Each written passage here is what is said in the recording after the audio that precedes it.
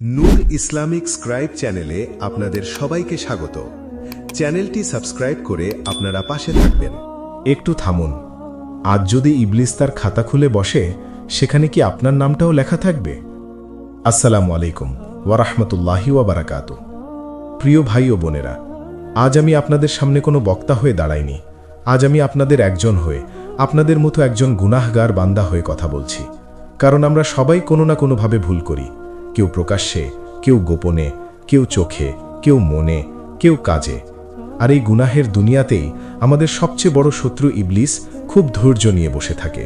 সে তাড়াহুড়ো করে না, সে চিৎকার করে না, সে আমাদের ভয় দেখিয়ে পথভ্রষ্ট করে না, বরং সে আমাদের সাথে বন্ধুর মতো কথা বলে। সে বলে, তুমি খারাপ না, তুমি তো ভালো মানুষ, তুমি তো নামাজ পড়ো, একটু দেরি হলে কি হবে, একটু দেখলে কি হবে, একটু করলে কি হবে।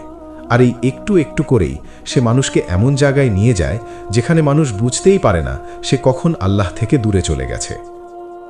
ইবলিস জানে মানুষ ফেরেশতা না, মানুষ দুর্বল, মানুষ ভুল করে।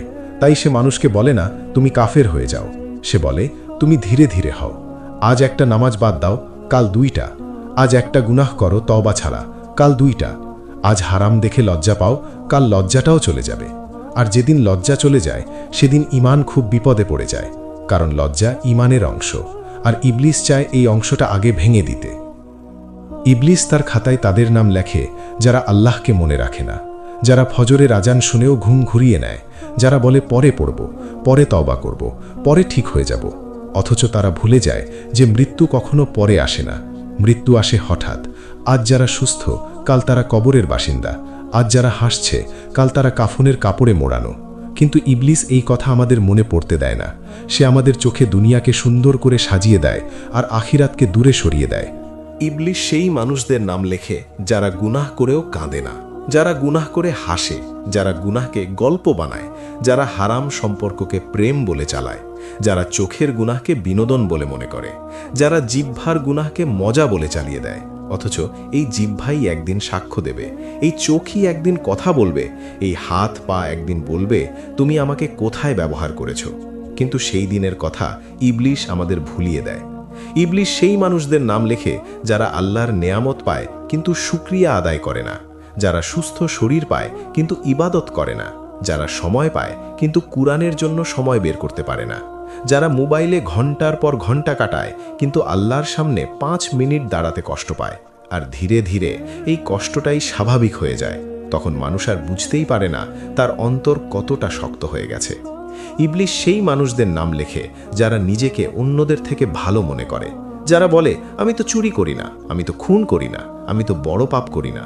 কিন্তু তারা ভুলে যায় অহংকার নিজেই এক বড় গুনাহ। নিজেকে নিরাপদ মনে করাই অনেক সময় সবচেয়ে বড় বিপদ।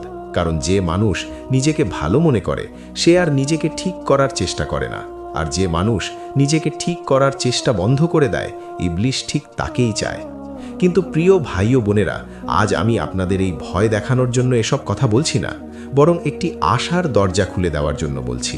কারণ ইবলিস যত নামই তার খাতায় লেখুক না কেন, আল্লাহ তাআলার রহমতের খাতা তার চেয়ে 1000 গুণ বড়। ইবলিস মানুষের গুনাহ গুনে আর আল্লাহ বান্দার তওবা গুনেন। ইবলিস মানুষকে বলে তুমি শেষ, আর আল্লাহ বলেন তুমি আমার বান্দা, ফিরে এসো। আল্লাহ তাআলা কখনো বলেননি তোমার গুনাহ ছোট হলে তবেই আমি ক্ষমা করব, বরং তিনি বলেছেন তোমরা যত বড় গুনাহই করো না কেন, যদি আমার দিকে ফিরে আসো আমি তোমাদের ক্ষমা করে দেব। আর এই কথাটাই ইবলিস সহ্য করতে পারে না, তাই সে মানুষকে তওবা থেকে দূরে রাখে। সে বলে তুমি অনেক পাপ করেছো, তোমার আর ফেরার পথ নেই। অথচ এই কথাটা সবচেয়ে বড় মিথ্যা। আজ যদি আপনার চোখে পানি আসে, আজ যদি আপনার বুক কেঁপে ওঠে, আজ যদি মনে হয় আল্লাহ আমাকে ডাকছেন, তাহলে জেনে রাখুন এটা ইবলিসের নয়, এটা আল্লাহর রহমতের ডাক।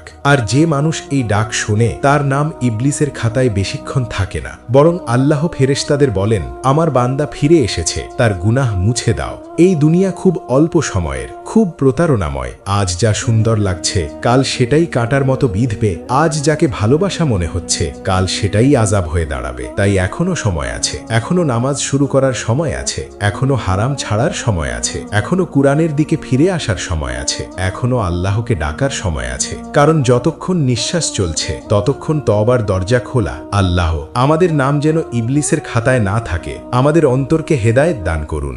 আমাদের চোখকে হেফাজত করুন, আমাদের জিহিবাকে পাক করুন, আমাদের শেষ নিঃশ্বাস যেন ঈমানের সাথে হয়, আমাদের কবর যেন শান্তির হয়, আমাদের হিসাব যেন সহজ হয়, আমাদের জাহান্নাম থেকে রক্ষা করুন, আমাদের জান্নাত নসিব করুন। আমিন।